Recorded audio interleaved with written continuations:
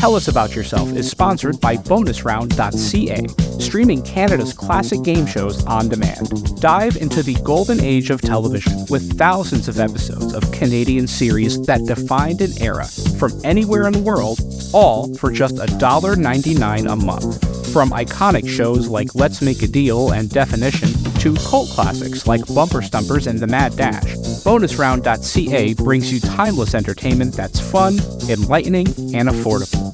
For less than the price of a cup of coffee, relive the magic of Canadian television history. Subscribe now at bonusround.ca for $1.99, download the free Bonus Round app on iOS, Android, and Roku, and turn every night into Game Show Night. By Game Show Forensics. In a world where game show imperfections go unchecked, where judgment calls are questionable, and where clocks tick with unsynced inaccuracy, there is but one elite force to investigate it all. Armed with the latest in atomic electromagnetometer and gas chromatography mass spectrometry technology, Game Show Forensics is always on the case. Join Robert McKee and his elite squad of game show scientists as they dive headfirst into the most absurd depths possible at GameShowForensics.com. Adult discretion is advised. And by The Inn at Leola Village. Nestled in the heart of picturesque Pennsylvania, the Inn at Leola Village is a sanctuary of luxury and relaxation. Indulge in the timeless beauty of their historic suites, each meticulously designed to transport you to a bygone era of elegance and grace. Experience the culinary delights of their award-winning Italian restaurant, where every dish is a masterpiece crafted from the finest local ingredients. From romantic getaways to corporate retreats, the Inn at Leola Village offers a haven for every occasion. Unwind at the spa, stroll through the lush gardens, and let the stress of everyday life melt away. Make your reservation today at theinnatleolavillage.com or call the front desk at area code 717-656-7002. The Inn at Leola Village, an oasis of luxury. Tell Us About Yourself. Conversations with Game Show Contestants is produced in partnership with the Strong National Museum of Play in Rochester, New York, one of the largest history museums in the United States, and one of the leading museums serving families with highly interactive exhibits and programs. Since 1968, the Strong Museum has been dedicated to exploring the ways in which play encourages learning, creativity, and discovery, and how it illuminates cultural history. And their National Archives of Game Show History. Founded by industry veterans Bob Bowden and Howard Blumenthal, the archive is home to thousands of artifacts representing over 80 years of broadcasting, including props, set designs, video interviews with game show professionals, and other iconic elements from the history of television at play.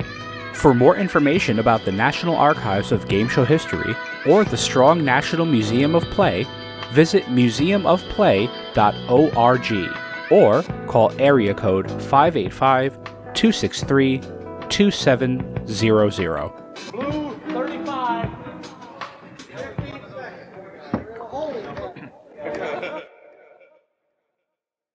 Tell us about yourself, would you? Tell us something about you. For any new viewers, why don't you tell us again about yourself? We've met before, but let's meet again. Tell us about What yourself. else can you tell us about yourself? Perhaps you'd fill us in again and tell us about yourself.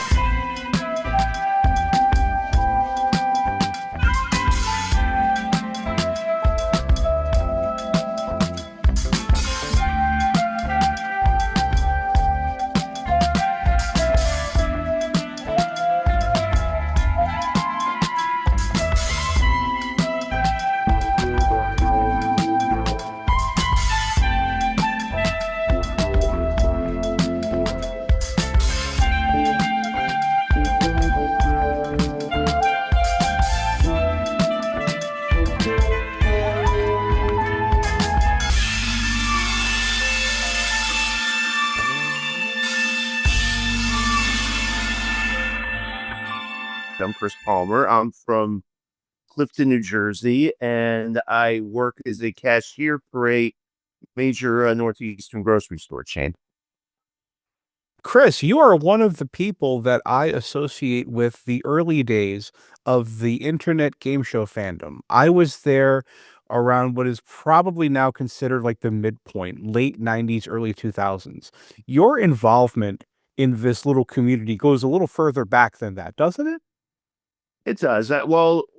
I'm from that era in the mid to late '80s where you were basically basically you had a lot of options if you wanted to watch something. I mean, you had your Wheel of Fortune, you had your Jeopardy, you had your shows in the daytime too. It was it was basically, hey, what's on today? Oh, this is on. Oh, this is on. Sure. You kind Yeah, of I think think there that was way. more of a sense of discovery when it came to like what was. I mean, there's we have that to a Absolutely. certain degree today. I think we're in this era where there's so much new old media popping up that we get to enjoy or not enjoy, as the case may be. Um I agree. I uh, agree.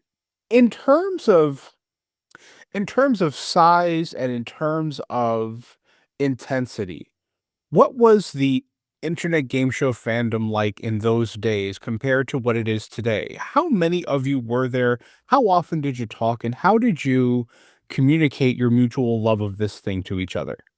I first got really into the internet fandom, I want to say around 2001 when, and it wasn't, I mean, nowadays it's sort of evolved as social media has evolved. That first it was message boards, then it was conventions and so on and so on and so on. But when I was starting out, basically you just went around from website to website, looking to see what everybody had. Like for instance, one of my first big finds was Brad Francini's old Pressure Luck site. And I was just amazed at just how much he'd put into that. And then from there, he's got links to this page, he's got links to they got links to this page, and all of a sudden I'm like, wow, this is a big community. I'm like, Yeah, this that is that something I was can one of my definitely get favorite myself sites into. as well. That Yeah. Brad Francini's Pressure Luck site. I had it printed. I used to print some of the websites that I really liked, and I bring them home. It was like 5 cents a sheet to print at the library, and I just like Oh had my yeah. own little printed collection of game show material. That's a good way to start building like that info collection, for lack of a better term. That's not really what I want to say, but I can't think of specifically what I'm looking to say. But Sure, yeah, no, I understand what you're saying, that yeah, it's a good starting point yeah. because from See, there yeah. you get Oh to no, and that's absolutely. how it happened for me. I mean, I had game show websites printed, and then I won a contest at Barnes& and Noble in Orange, Connecticut, and the first book I bought with that gift card was the TV Game Show Encyclopedia. It was the 3rd edition that had just come Nice, out a nice. couple years prior. So, no, you're That's right, that's that does begin the trajectory, and now, right. there's so many books and so much media out there related to game shows. Absolutely, It's absolutely. wonderful. Yeah, because you look at um, our mutual friend Adam Nedeff. I mean, look at what he's done over the past few years with all the stuff he's put together. Oh, absolutely, and, you look at any of Adam's books and you realize just how much legwork it takes to put together a comprehensive, uh, timeline of something like The Gong Show or the Oh, career of Gene Rayburn or Bill Cullen. yeah. You just think about how many people he had to reach out. I mean, I get a glimpse of it in setting up for this podcast, finding guests and getting them scheduled and all that. I mean, I Mhm. do this, just a couple times a week, but the amount of work that goes into a book like Quizmaster or something like the Oh, Gong Show yeah, retrospective absolutely. he wrote, God, it's just Herculean. I know. What I was most impressed by was probably his work with the Alan Ludden's biography that he came up with, and I think a large part of that is the fact that for those of you who are listening who don't know, Alan Ludden's wife was Betty White, and she actually had a copy of the book. And if I remember correctly, Adam actually got a picture from her publicist. It's like one of the last pictures they took together and she's got like passages marked in the book and everything of the stories she liked. So I'm like, and I've actually told people that story, and a lot of them are amazed at just how a lot of them find that story so beautiful, so fascinating. It is. There was a lot of love in that particular book. I read Well, that while I was on vacation with my wife in Maine. I had the Kindle version, and I read it cover to mm, cover. And yeah, I wouldn't blame. I mean, it's probably the most comprehensive look at what they had that's available. right, Um, right. yeah. Oh, It just is. incredible work. Yeah. Chris, tell me about Yes. game shows. Tell me what they meant to you growing up. Tell me how you got interested in this world of game shows. What did it mean to you, and what does it mean to you today?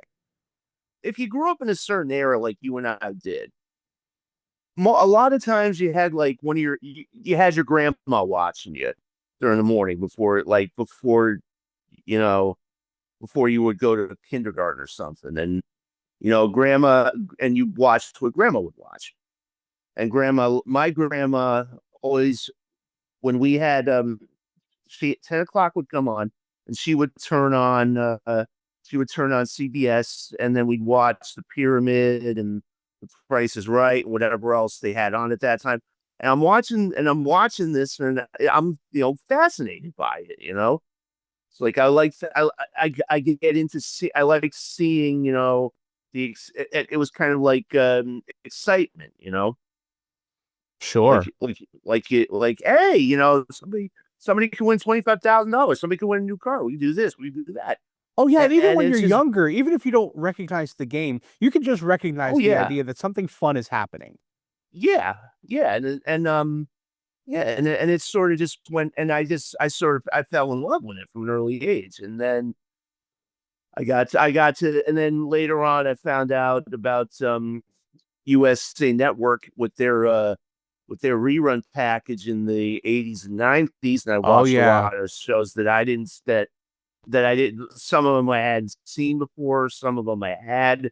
Some of them I got more familiar with. And then from there it just sort of grew and grew. And Absolutely. it's because I always like I think it's for the same reason why I became such a sports nut as well. You want to see something that'll you want to see somebody win and do well. Oh, of course. It's contagious, that desire to see Yeah. people succeed. Um, Talking about the origins of that love of game shows. I've had the pleasure of being able to ask this question to many of my guests, if not all of them. I ask, what game shows meant to you growing up before you became a contestant. What were game shows to you? And I've gotten a lot of answers, and a lot of them have to do with certain elements of a TV game show.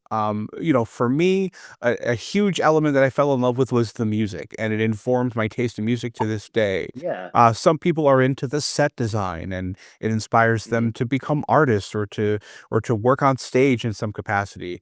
A lot of other people are interested in the numbers, the stats, the scoreboards, and I wonder if, Right. as a sports fan, the statistic world of game shows appealed to you maybe more It, than any of the other elements. I think they do, because sometimes you see somebody like on Jeopardy or like on Jeopardy, you'll see somebody go off for like 50, 60,000 at once, and you just sit there and you're transfixed on, you're like, whoa. It's like bang, bang, bang, bang, bang. It's like, but I think a lot of it, if I'm gonna lean more, I like the aesthetic too. And like you said, the music, the music, the set in general, I think is a big part of it. But I mean, the statistics side does play some sort of role. It can't really argue that. Sure, sure, sure. And even if it doesn't, I was just curious if maybe it did because I don't know if you friends with Bob Haig? Bob? I know I'm not I don't I'm not very familiar with him. I don't think we've actually met or talked, but I know I've seen him before on I think it was what was it, the Pyramid he was on? He was on Pyramid and he was on Chain Yeah. Reaction for GSN years prior. But Right. he's one of my best friends. And when Right. I Yes. interviewed him, Yes. I yeah, know. when I interviewed him for this, he talked about the numbers and the math and the statistics and odds and all that. How, Yes. that was kind of fascinating to him. Strategy. Yeah, strategy too is a good is something you can really pick up on if you watch game shows, especially ones where you gotta think like a couple of steps ahead. Like a Jeopardy or even to certain degrees a Pressure Luck, where you're like, okay, how risk averse am I going to be? Like, am I Right. gonna and that's sort of and that's why I think Who Wants to Be a Millionaire succeeded so well because you're in control of your own experience. You have more control over it than you do in most other forms of other forums. Like there's Sure. nobody else but you. It's like, how far do you want to go? How far do you want to push it?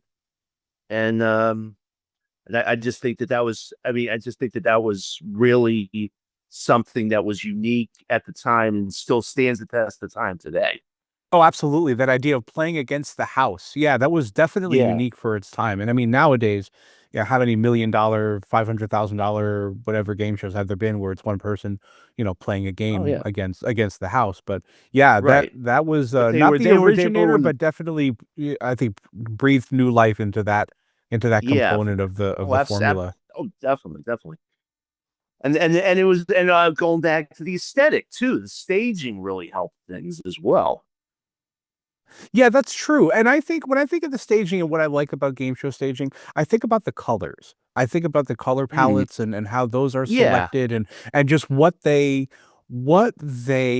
convey to the viewer. Oh yeah. And I think Absolutely. Early Price is Absolutely. Right is like a perfect example of that. Just, the combination of colors and Right. the design of the set pieces. I mean, Right. it was like a wonderland, you know? True.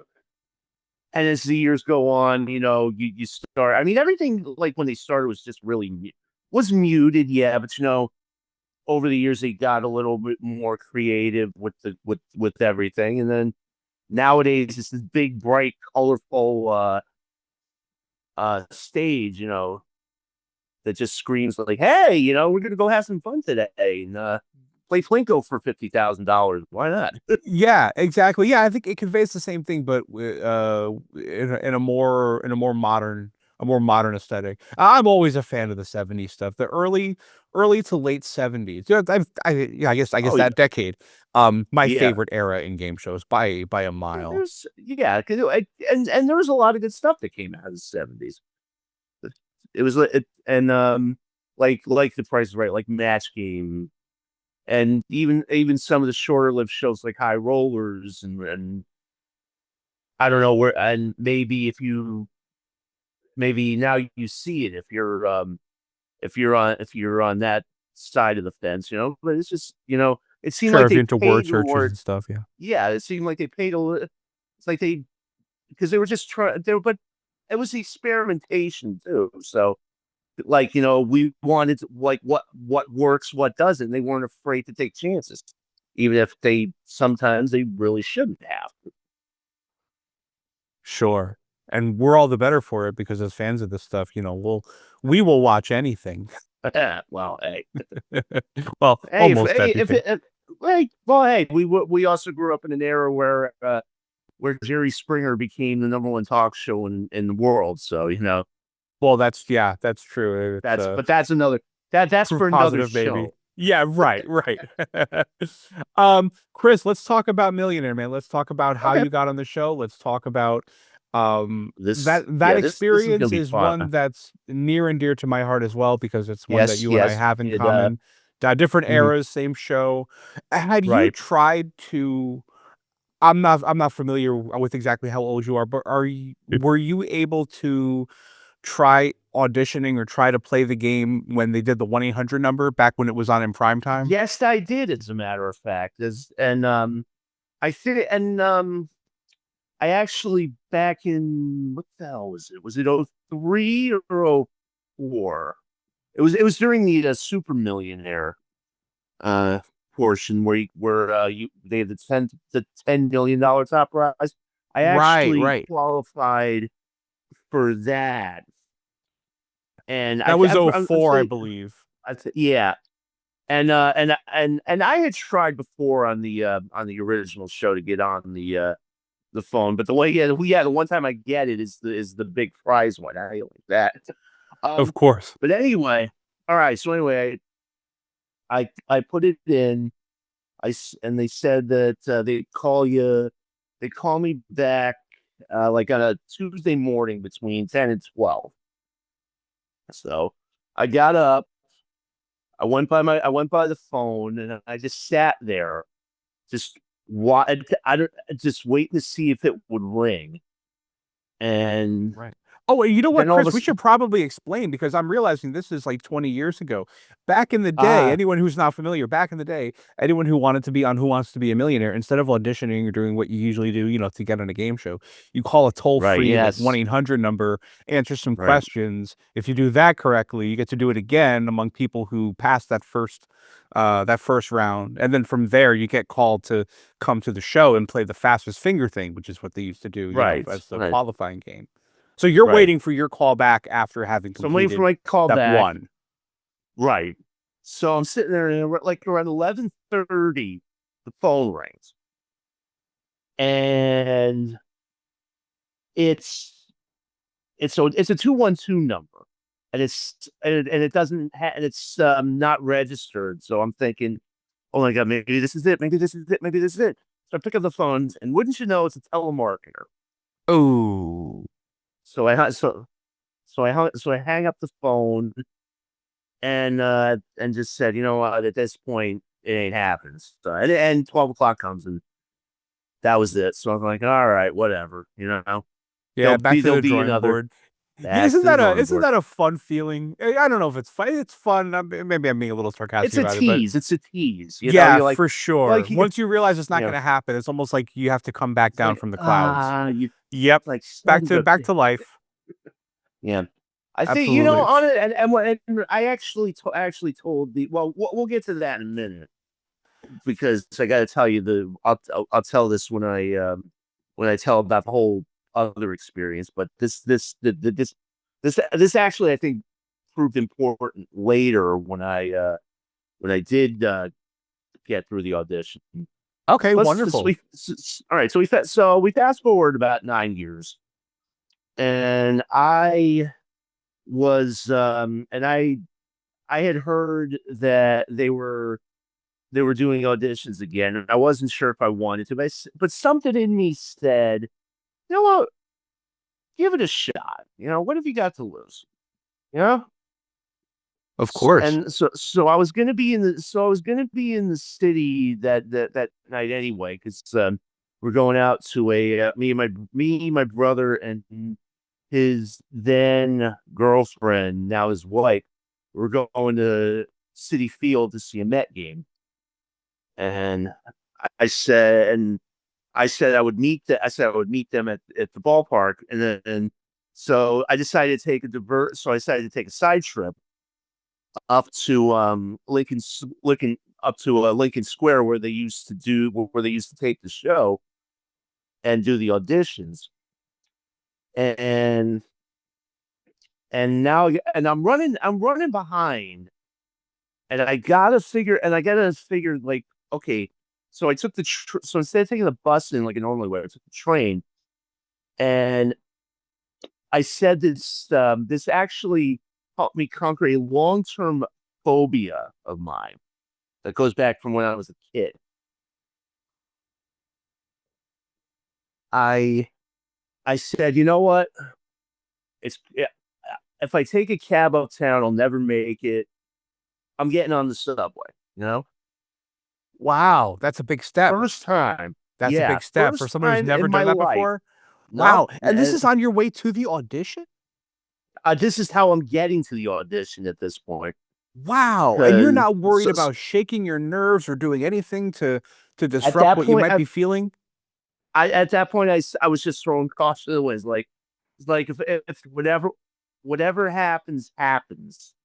You know. Oh, yeah. So I guess Love I that. pick a. Yeah. So I did without. So I ended up after walking a lot longer than I thought I was because I didn't realize how big Penn Station was at the time. Right. I end up on the one train platform. We go. I take the one train the 30 blocks wherever up to 66th Street. Get off. Go to the audition. And the audition is at ABC, right? Is it in the lunchroom? I Yes. used to do it in the cafeteria when I was Well, taking yes, the test. yes, that little lunchroom where it was funny actually years later. I tried out for the Pyramid and they had the audition and it was in there as well. I was like, Sure was. Yep. I was think like, we might have been at yeah, the same audition. maybe we were. I don't know. Yeah. But anyway. So I go in and one thing that I really don't know why I always did this, but I actually got into 2 auditions prior to this for Millionaire. And they have the metal detectors. You come in and you're going back to grab your stuff, and I would inevitably trip over something. And I'm like, what am I tripping on? But I did this every time. I don't know why, but I just said, you know what? Maybe it's a sign this time. So I go, I take the test, I pass it. And the thing was, one thing I didn't do, and another thing I didn't do, I didn't have you know how when they give you these forms to print out, right? Sure, that you have to bring with you or like staple a picture to or Right. something like that. Right. Right. Well, I didn't have the forms with me. So they gave us some, and I was like, at this point, I'm like going stream of consciousness. You know, for instance, they asked, what would you do with the money? I said, if you had to spend it all one day, I said, I would try to find like the most fun stuff I could do within 24 hours and just wing it.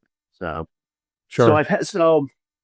so after that, and also this was a big year because this was the first year that Meredith Vieira wasn't hosting the show. This was That's right. And she yeah, was replaced by Cedric Terry the Crews? Entertainer. Cedric and No, then Cedric Terry. the Entertainer. Yeah. Terry Crews was the next year, and so one of the questions they asked was, "Hey, if you ever got to meet Cedric, what would you say?" And I'll never forget this. I said, I put in question like, "Hey, Cedric, it's an honor to share the stage with one of the original kings of comedy. Can I buy you a beer?" And that I was would've your said answer. Yeah. That was, I guess that's so then I didn't actually say it to him though, but I thought of it, but We didn't have any no, beer but money yet. no, that's why I'm going on the show. Right. Go get some money, go buy some beer and some chicken wings. Why the hell not? All right, so I go through my interview, and I told this story about.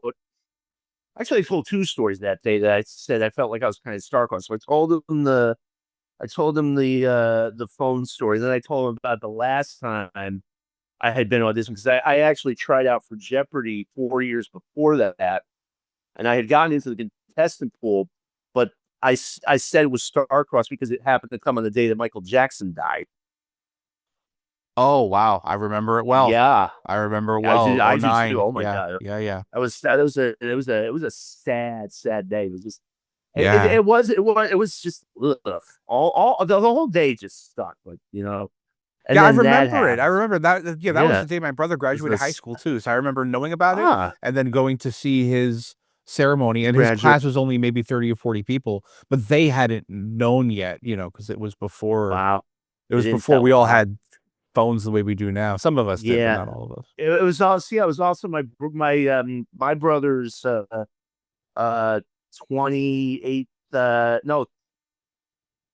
no 22nd birthday. Wow. Yeah.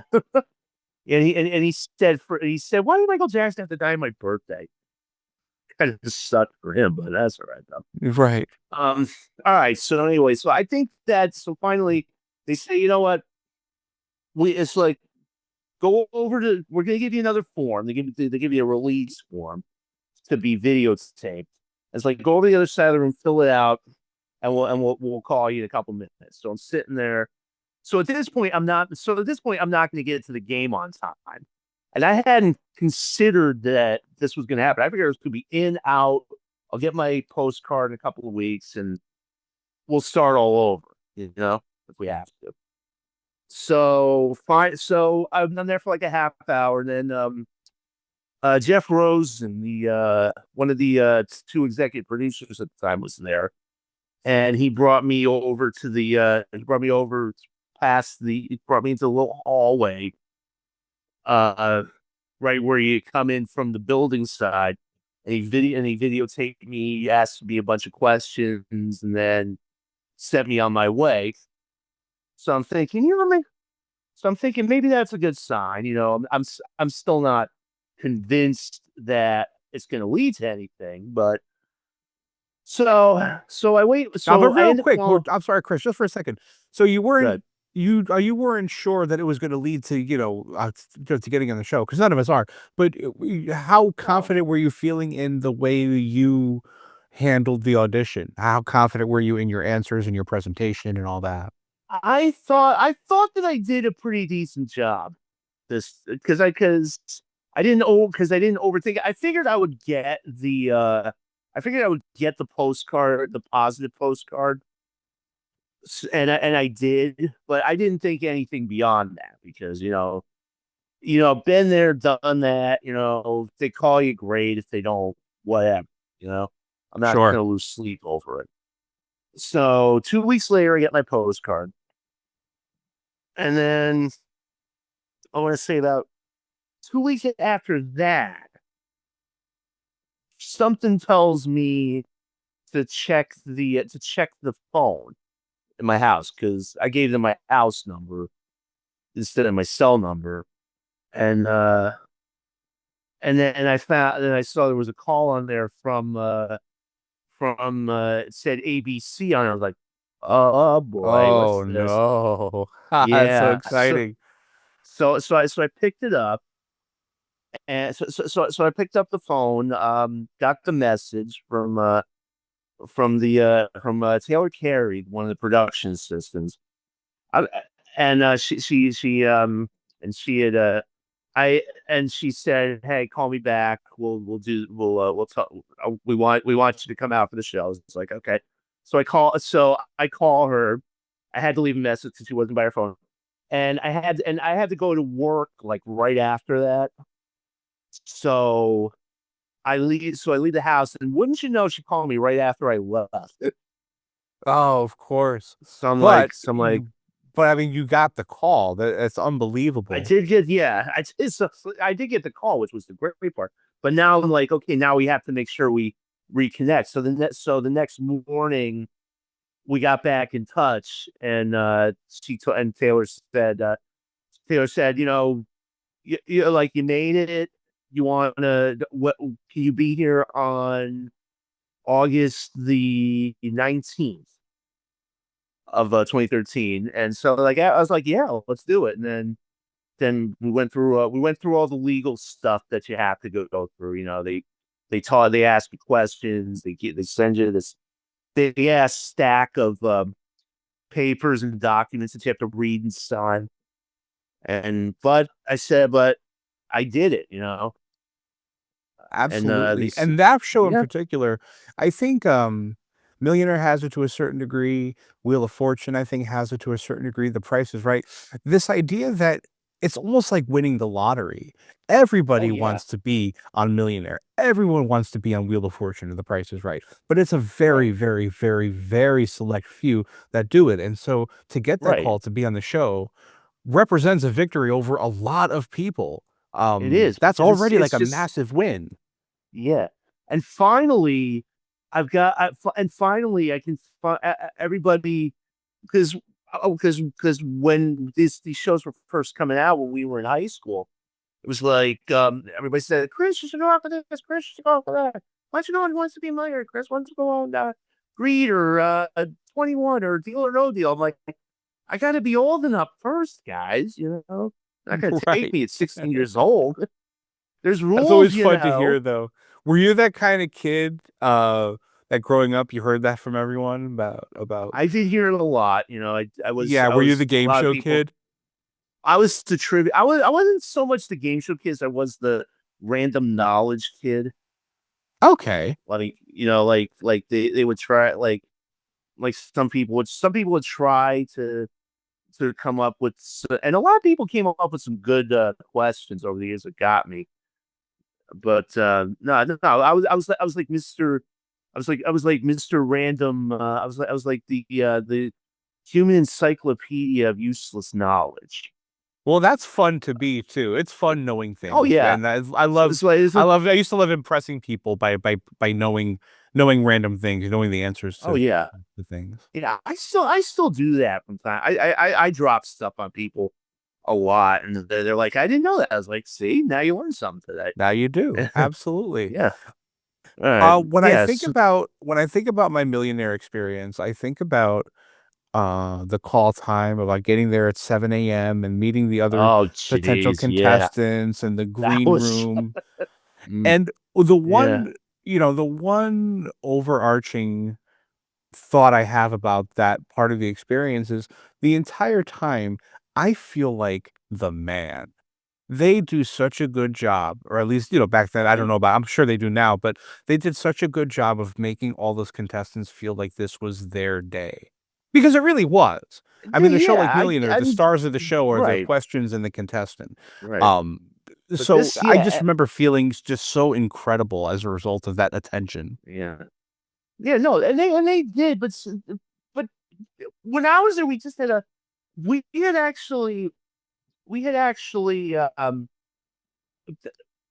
actually dealing with a little bit of a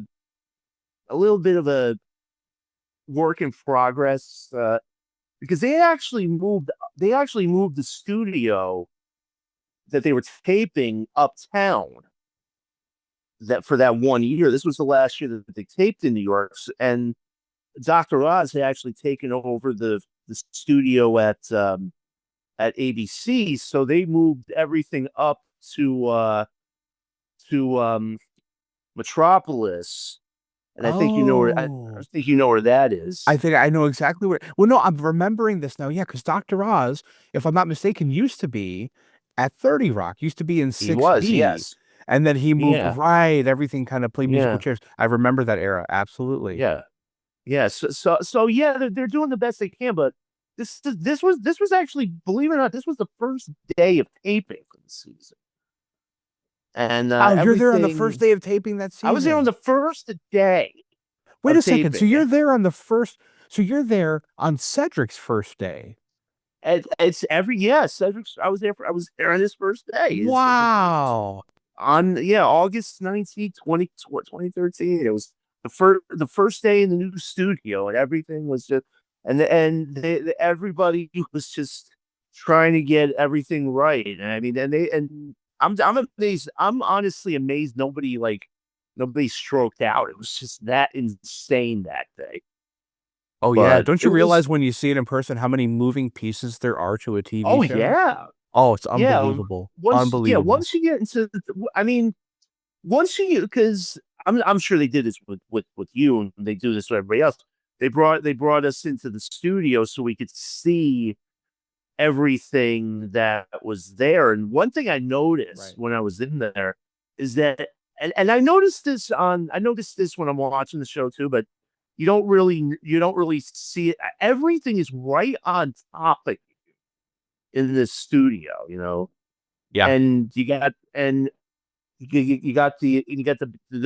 big screens, and you got the giant lucite podium in the middle of the stage, and it's like, this is it.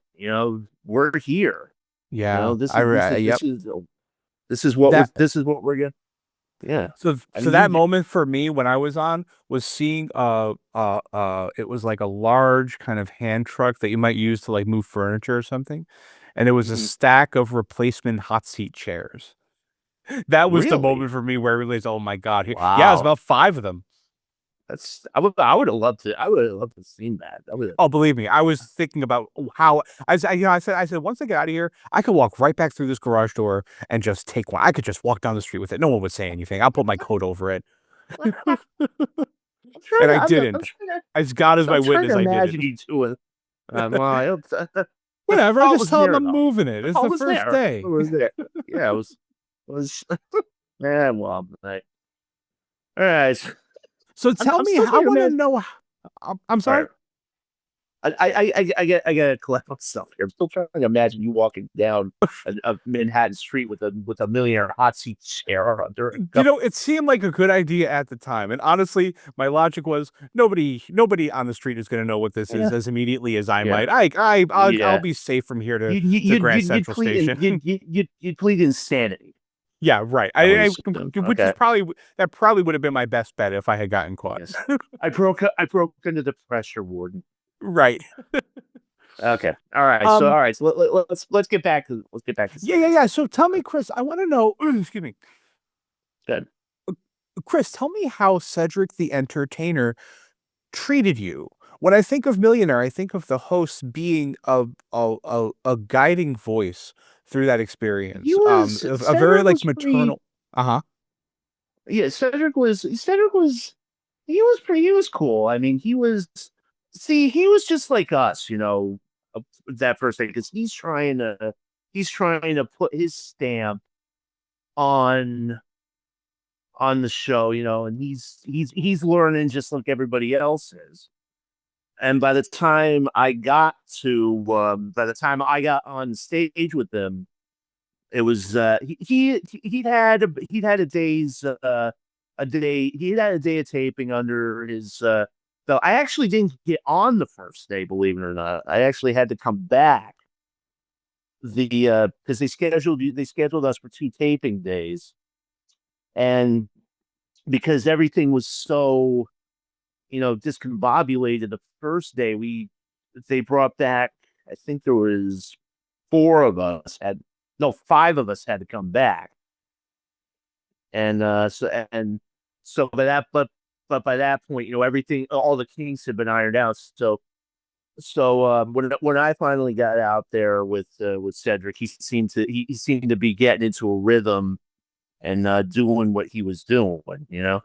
Sure. And I imagine that helps you get into your rhythm. Yeah. And I had actually come in during a commercial break, so they were getting everything set up for the next act. So I come out. The audience started cheering. So I'm like, okay, this is gonna be nice. So I walk over to the center of the stage where Cedric is there. I think Jeff was there. Um, Lauren, the makeup lady, was there, and me, and we got talking, and then I turned to Cedric. The first thing I said to him was, "Cedric, my man, one is up," and then I put my fist out, fist bumped me. So I'm like, okay, like let's do it. So we Sure, come getting back. comfortable. Yeah. So I'm like at this point, so I'm like, let's do it. All right. So then we come back. So like a couple minutes later, we come back. Um, we get started, and my heart is racing like from the second on, and I'm standing uh, like holding on to that podium for dear life. I'm afraid that I'm holding it so hard, I'm afraid it's gonna break under me because I'm such a big guy. That'd be a hell of a first impression, right? Well, I mean, the excitement alone is like a roller coaster ride. So I totally get what you're Oh saying. yeah, And I think totally. and Yeah. I wonder if you and I have this in common. When I Yeah. so I also came out to the stage during a commercial break when I was on, and they put me in the seat. I shook hands with Meredith and all that, and Yeah. then and then the show started. And I found that as I was sitting there waiting for the lights to come up and the music to start and the show to start and all that, I wasn't thinking about $1 million. I was just thinking about not messing it up. Yeah, right. Yeah, exactly. Like, Right, you know what I mean? Like, you well, would think in a situation like that, you're in a situation where you could right. leave that chair or that podium, that stage with $1 million. Like, that can Nice. happen. And I just Or you can get the did not enter my yeah, mind. I mean, my right. gameplay shows that it didn't enter my mind, but Right. But you still walked away with what, like 17,000 something? When all was said and done, 50,000. or was it It was 15 close listen, enough? for my first year of That's still a good college chunk of and just getting change. to know people and make friends, being on a game show and winning even that amount of money was That's still pretty instrumental good though. in Hey, a lot of good stuff that happened, yeah. you did it, and that's like I always say, that's a memory you can share with the kids later, you know? Sure. Well, hey, likewise. How Yeah. did you do? Tell me how you did. Okay. Then now we go to the fun part. All right. All right. So, well, one of the things I was saying in the back of my head, don't get the first question wrong. Don't get the first question wrong. And the first question comes up, and it's about a condition called poshitis. All right. I'm sorry, say it one And more time. poshitis, Posh itis. Okay. And it's an inflammatory condition that women get from holding holding heavy purses in the crook of their elbow. Okay. And I had never heard this term before, so I'm like, oh God, because I Right. It didn't really sounds want to very use tabloidy. right, yeah. But I just wanted to make sure that I didn't get. I just want to make sure that I'm not going out on the first question. Right. Right. So I said, you know what? I don't want to use a lifeline this early, but you know, there's a lot of young, and there were a lot of young ladies in the audience. So I said, let's ask the audience. And and one thing I'll never forget, 95% of them gave me the right answer. And I'm like, I was like, okay, I get it. So I got the question right. Sure. Wonderful. How much was that? I think it was like $250 or something. No, $500. $500. And now And we're then not and then in the era of the show where the dollar amounts are shuffled before you play, right? We haven't done that yet, or have we? no, Or at this point I was on that. That's yeah, that's what you were the playing. dollar Okay, amounts got it. were That's what it. shuffled. Yes. Right. Okay. Yeah. So it's different than what a lot of people like remember about the show. Right. In that, It wasn't the ladder like you did and people did later on. I was in that right, era you where got everything your was 10 shuffled with categories, and they shuffled random dollar amounts behind them, and yeah. you won whatever. Right. Okay, got it. Okay. Right. All right. So which brings me to the next question. All right. This one was about uh apparently there was something with JD Salinger had apparently not wanted to license uh the Catcher in the Rye for like movies or something because he had another book that he licensed where the movie was a giant flop. So they asked, you know, so Salinger was the answer, and I knew that right away. And it was the big one. It was the $25,000 question, and I was like, yeah, and I don't, and the whole audience was up and cheering. I was like, and I didn't notice this till later. But Cedric had seen it, and he said, "Hey, Chris, you got standing ovation." I was like, "Hey, that's pretty cool." So I Feels got nice. that. Feels nice. It did feel nice. It did feel nice. Yeah. And then, the next question. It's this one is the basis of a long running joke of mine. It was there was a promotion with Papa John's pizza uh where if you I don't know what it was, but basically it was somebody had come out with an album titled Red back then. And if you know your music now, you know that that's the title of the Taylor Swift album. Right. But I wasn't sure because I didn't know the choices were Rihanna, Katy Perry, Kesha, and Taylor. and I couldn't. And I was trying to think. First of all, who would partner with Papa John's, and two, who released an album that year, and I couldn't come up with it. And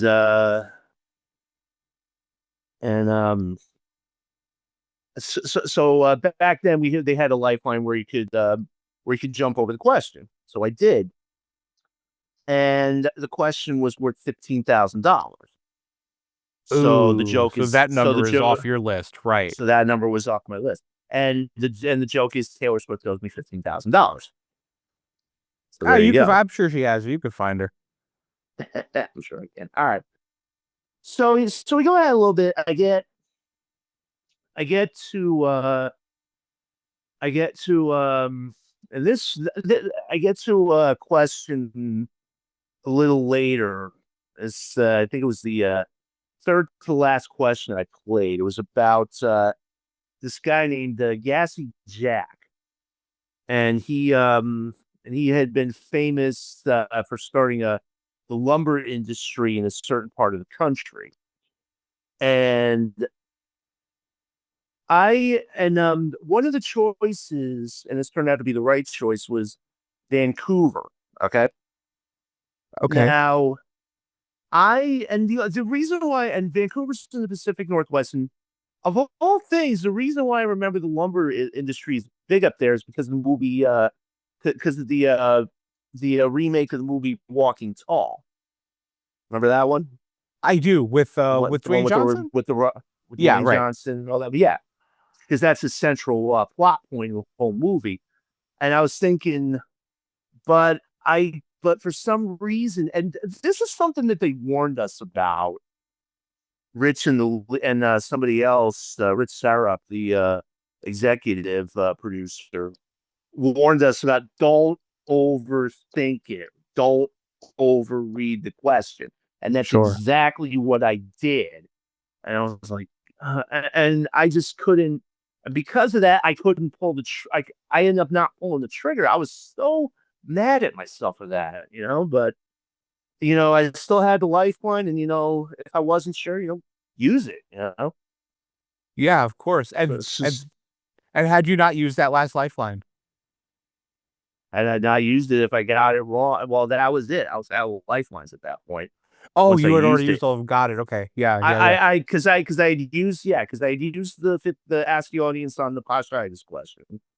I used the first jump on the Taylor Swift question, then that was the other one. So now I'm out of lifelines. Oh, so that's it for you. That's it. Yeah. So now I'm flapping in the wind at this point.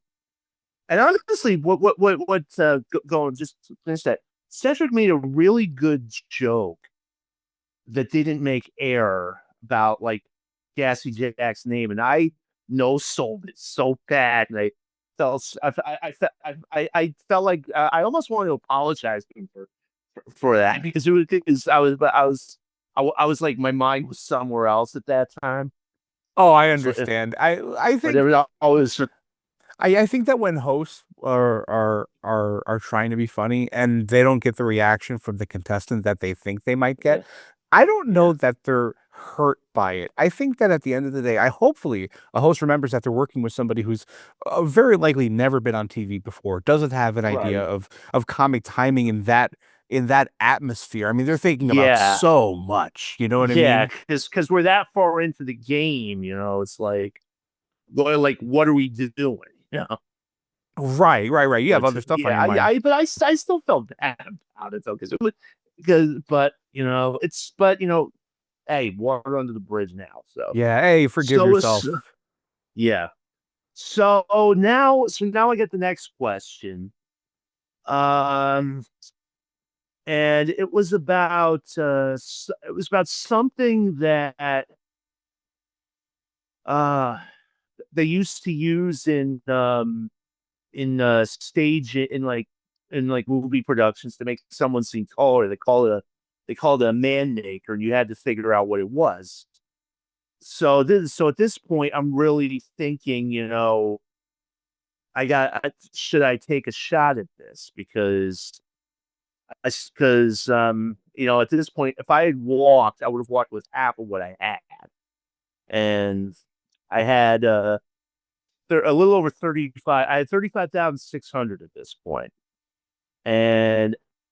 but I decided, shoot my shot. Sure. I said, we were saying, I brought out, I said YOLO, so I said like YOLO, yeah. So, I said, so I got the correct answer, which was an apple box. I guess you stand on the apple box, it makes you look a little taller. So I'm like, oh yeah, all right. So at this point now, this is we went right to break after that. It's the last break of the show, and in like that, in that frame of mind, because we had a little bit of an extended break because they had to do the question of the day, which is something they used to do at the end of every show. For those of you who aren't familiar, so I got another like 20 seconds to think about it, and at this point I'm standing there, and I'm saying, you know what, whatever happens, I was like, I'm just gonna look at the next question, and I'm just gonna say the hell with it, I got the question was worth $5,000, so I got $40,000 in the bank, 20,000 if I take it, and so if I leave, and then it happened. I saw the question. Yeah. I'll never forget. Legend has it that the last meal the Buddha ate before he achieved enlightenment was a bowl of what given to him by a small girl. And then I see the answer choices, and then all of a sudden I'm like, and I said this on the air, I said, something's jumping out at me. But the question is, do I want to take another shot at it? Right. And what's the answer that's jumping out at you? The answer that was jumping out at me for some reason was vegetable curry. Because there are 4 choices: lamb stew, vegetable curry, lentil soup, and rice pudding. And I was actually looking at it more. I was thinking, it could have been rice pudding, all the same. But the thing is, I didn't realize this much later. I did it again. I was thinking more, where is Buddha from, as opposed to when you eat something, what's the last thing? What you're eating? Let's say a 4-course meal. What do you eat last? Dessert, right? Right. So if I had gone that way, I would have got the correct answer, which was rice pudding. But I didn't, and that was it. I got the question wrong, and I ended up with $1,000 because I just couldn't fight that urge, Sure. Well, that's how these shows. I mean, that's how it works, right? I have this. Yeah. And I don't know if it's spiritual or not, but I have this belief that when we get on game shows, the universe gives us what we are intended to receive. You know what I mean? It's not always in the cards, I think, to go all the way. I'm sure you could have, but it just wasn't. It is wasn't what there. it is, Yeah, absolutely. And And I just could not. I just couldn't. Because remember, the saying is YOLO, not YOLT. yeah, well, right. But Do you often feel any shame or negativity about your performance? I know that it can eat up the wrong person, I think, but how it's well for the first day or so, I was like, all right, I got people who gave me shit for it, and sure. you're gonna have that, but a lot of people still to this day who remember it, and I'm amazed I still have people who do remember that I was on. Most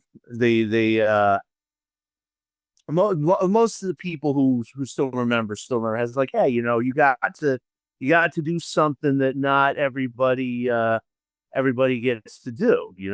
It's it's something. It's like I said, it's a bucket list story. You know, one of these. I mean, I have nieces now. I have two of them, and one of these days I'm gonna show to the both of them. Hopefully, if I can get the little one interested, but not. But I'll show him like, hey, Uncle Chris was on TV. You know, I still as a matter of fact, I got to sort of a couple of years after that, like about 5 years later, pass along some like what I did wrong and like don't do what I did to another contestant. I made it a point to tell him a couple of things because he wanted to know if those of us who were on, you know, can you tell me what to do? And it was Brian Henniger who later was on Jeopardy. Sure. And he was going on Millionaire in I think it was 2017 or something like that. Anyway, so I told him, look, you know, 3 things you gotta do: get your rest because I was so nervous the night before I barely slept. Don't overthink things. And if you feel you gotta go and take what you take, just do it. Don't overthink things. Get your rest and play a good game. And he did. I think he ended up winning. I don't remember if it was 30,000 or 50,000, but he did. I was like, hey, there you go. Sure, and your experience serves as a point of advice for other people looking to go through the same experience. I think that's a great way to take what could be.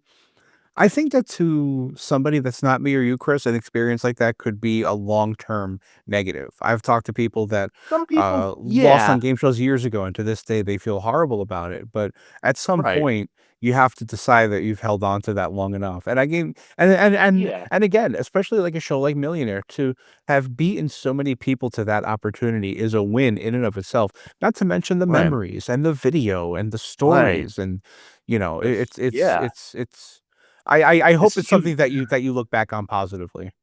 Oh, I do. I mean, it was the culmination of a lot of years of wanting, and trying, on Millionaire, on Jeopardy, and a couple others over the course of the years. It's like you broke through. You somehow did it. And that's all that matters. That you were there. But might the result have been what you wanted it to be? Not necessarily, but that's just the way it works sometimes. Sometimes you have sometimes you get a lucky draw, sometimes you don't. Absolutely. Just like anything, it's just like anything else. Yep. But the important thing is that you got there. You got there. You went on, and you did yourself proud, even regardless of how you finished.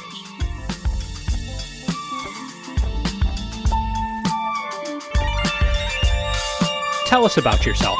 Conversations with Game Show Contestants is hosted, produced, and edited by me, Christian Carrion, from my studio in beautiful downtown Lancaster City, Pennsylvania. Co-executive producer Cory Anotado. Researcher Chuck Donegan. This has been a production of BuzzerBlog, the most popular game show website in the world, in partnership with the National Archives of Game Show History at the Strong National Museum of Play in Rochester, New York. For more information, visit museumofplay.org. Thank you so much for listening. I'm Christian Carrion. Good night.